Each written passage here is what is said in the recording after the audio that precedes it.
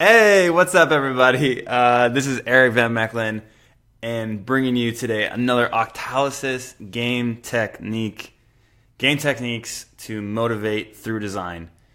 So, what do I mean by any of that? For starters, as you're going to see, we're going to go through over 100 game techniques. So this is just game technique number 2, called achievement symbols, and I'm taking a look at Twitch today, which, by the way, is a platform I think you should all get to know because they're doing a lot of things from a design perspective that have really captured the imagination of a lot of streamers, right? And those streamers have captured the attention of a lot of advertising dollars. So there's really a big ecosystem right around this. I remember my aunt asking me about Twitch several years ago when one of her students wasn't showing up for class. So it's definitely something that is capturing attention from a number of different ways.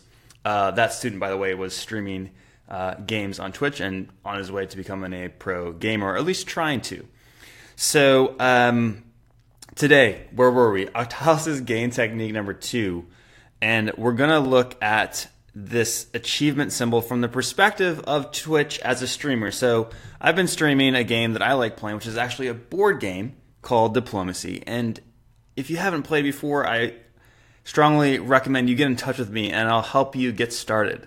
But for now, let's look at achievement symbols. So where should I actually go to look at my achievement symbols? Well, first of all, I usually get notifications after doing a stream right over here. This bell has a little red dot next to it, which draws my attention.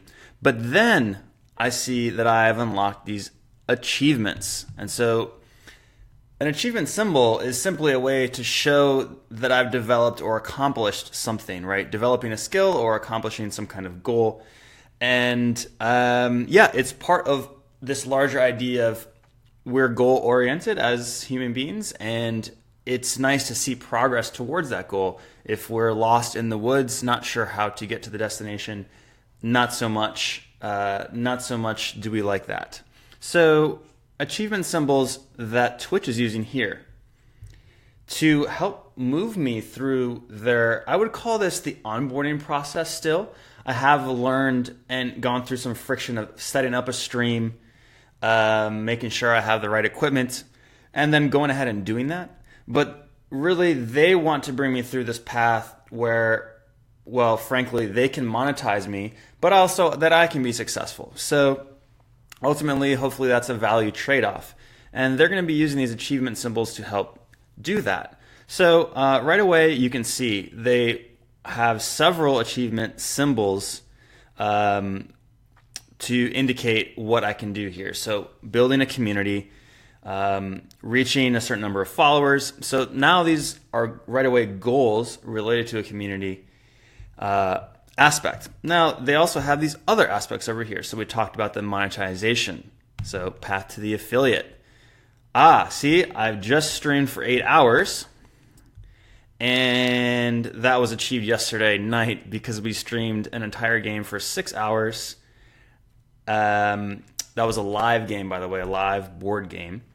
And right away, you can see that I achieved this new day, new stream achievement. So a nice little design here. That's useful to have, but the psychological component, of course, is what we're looking at. So I knew I was going to try that stream out with my board game club, and boom, the next time I'm logging in, I'm receiving this reward for that investment. And then I'm seeing what can I do next? Like what is the next achievement that I might be able to unlock that is in line with my goals, right? And so we'll probably come back to Twitch and talk about onboarding and user experiences, because I think they're trying to figure out what I'm trying to do. And they're giving me some options. You know, you could go on a path towards being an affiliate. And, you know, the next thing to do would be to stream on 7 different days, for example. But maybe actually I'm more interested in building a community. In that case, I need to start getting people into chat. And so maybe I would take a different path towards achieving that goal. But overall, I think the achievement symbol here, which again relates in the Octalysis framework to Core Drive 2, so that's an extrinsic white hat motivator. So it feels good.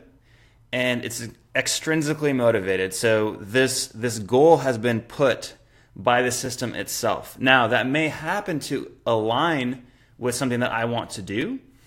In this case, to get the word out about this board game that I love related to negotiation, social engagement, and a balance of competition and collaboration in a non-zero sum territorial affair. But what they're doing here is providing, through the achievement symbol, a recapture of my attention to bring me back into that activity loop. So that is an extrinsic, but white hat, feels good. And that's just one of the 8 core drives, that being core drive 2, development and accomplishment. So I think I'm going to call that a video.